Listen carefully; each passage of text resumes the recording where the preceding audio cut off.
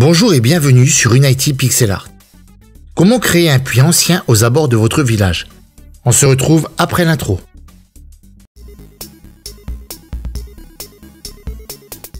Dans ce guide vidéo, nous allons réaliser un puits ancien. Il vous sera possible de l'explorer lorsque nous ferons un tileset pour l'intérieur. Je commence par réaliser sur un nouveau calque une ellipse qui délimitera une largeur de 32 pixels de large. Je vais remplir avec une couleur foncée qui me servira de base.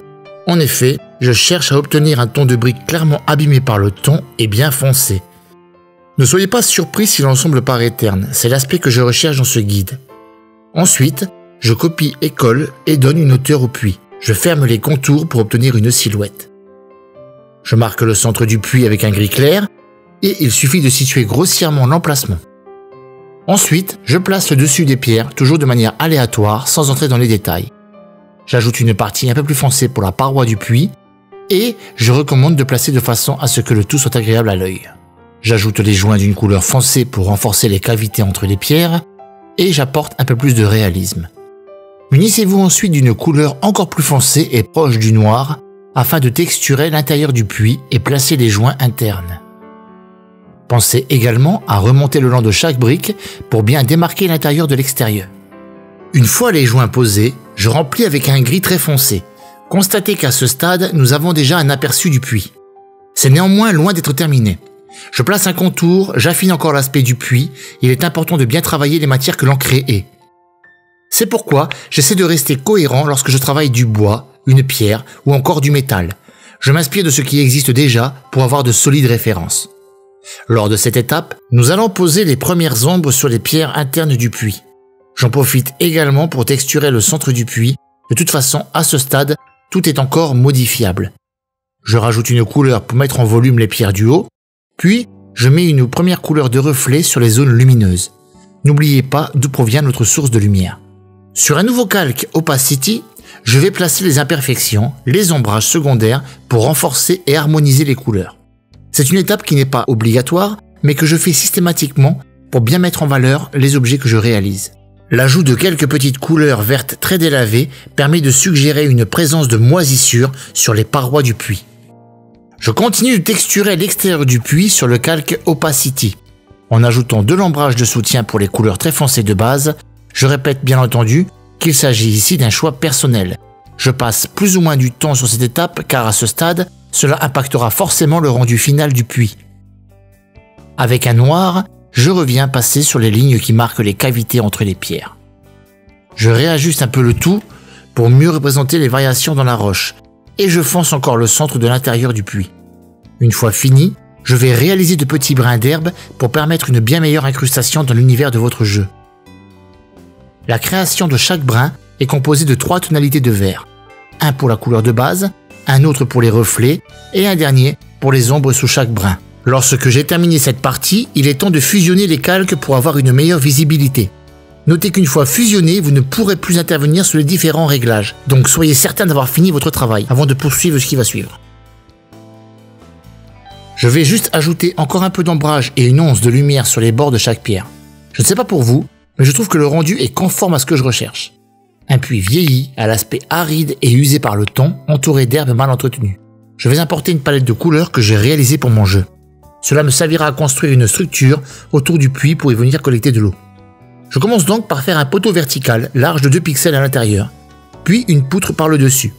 Enfin, je crée le second poteau de droite. Pour finir, je place une couleur de base à l'intérieur de chaque poteau, sachant que l'ensemble de la structure sera faite de bois. Pour le coup, je modifie les positions du puits et de la structure car je risque de manquer de place pour le haut. Également, je change d'épaisseur pour la poutre qui me semblait trop fine.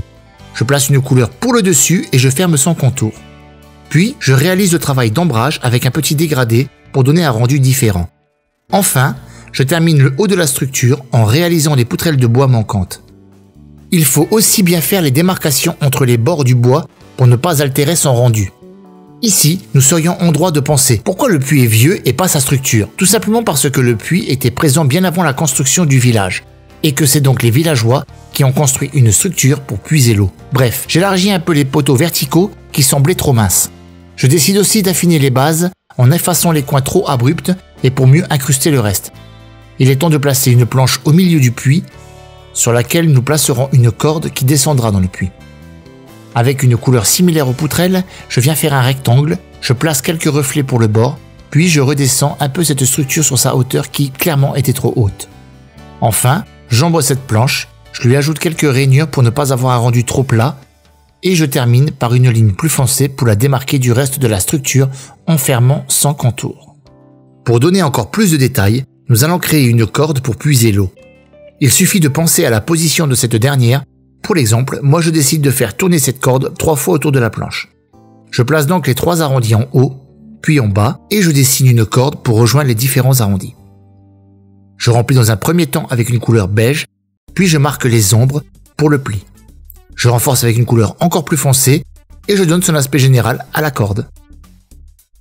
L'ajout de quelques zones de reflets sur le dessus termine cette partie. Je décide donc de faire redescendre la corde dans le puits. En utilisant le beige, je décide d'une corde rudimentaire qui va dans le puits épaisse de 2 pixels. Ici, je mets une bande verticale de 2 pixels en décalage et en descendant. Je réitère avec une autre couleur plus foncée dans l'autre sens cette fois-ci. Et je termine par l'ajout de quelques pixels lumineux, car sachant qu'une source de lumière éclaire partout.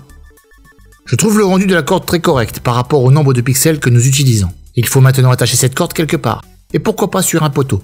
Je fais descendre la corde en diagonale, et j'alterne une couleur un pixel sur l'autre pour fermer le tout. Comme pour la partie gauche, je viens dessiner une corde attachée au poteau, et grâce aux couleurs, je viens lui donner du volume et finir sa forme. Terminons les derniers ombrages sur les poutres, entre le cordage, sous la structure, le long des poteaux, sous la planche et pour finir le haut de la structure de bois. Voilà, nous avons réalisé un puits ancien prêt à être intégré dans votre jeu. Avant de nous quitter, je voulais encore remercier mes 138 abonnés. Vous êtes super et grâce à vous, la communauté grandit de jour en jour. J'aimerais néanmoins vous demander de bien vouloir interagir dans l'espace commentaire et me soutenir en me laissant un pouce bleu.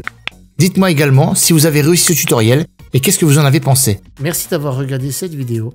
Laissez-moi un pouce bleu si elle vous a aidé. Abonnez-vous pour en voir d'autres. À bientôt. Ciao, ciao.